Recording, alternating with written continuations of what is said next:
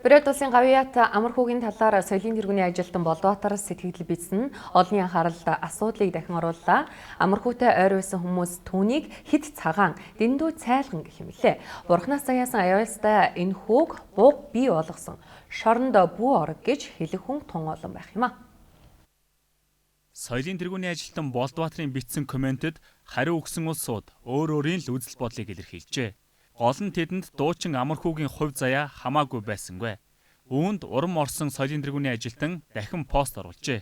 Тэрээр дуучин амар хүүг л шоронд хийгээд хорчхулал Монголд хар тамхины асуудлыг шийдчих юм шиг энэ хүүгээр туг дагчихыг гэсэн хандлага давулгаалж байна. Юм болгон цаг хугацаатай, эхэлсэн юм дуустдаг жамтай. Эрүүл сарвал амьд сэрүүн гарч ирнэ. Од шиг жинхэнэ долоон бурхан од шиг гялалзандаа. Харин хаана гялалзах болдоо. Амьдралд нэг хаалга хаагдвал өөр нэг хаалга заавал нээгдэн гэжээ. Тэглээгээд яах вүлээ? Хүн хүмүүжээд гардаг гэхээс илүү гайтаад гарах магадлал өндөр шоронд 28хан настай залуу суухан. Хэрв өнөөдөр манай агуу их яруу найрагч лавг сурангуй амьд сэрүүн байсан бол ямар ч хэцүү үед юу ч тохиолдож байсан долоон бурхан од шиг гялалзаж улам өнгө орж яваарэ амархүү минь.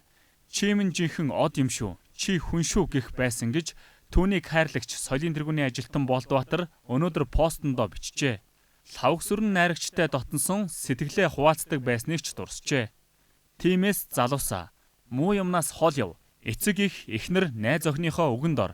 Тэднийгээ сонс. Амьдралд хүн алдаж явах албагүй.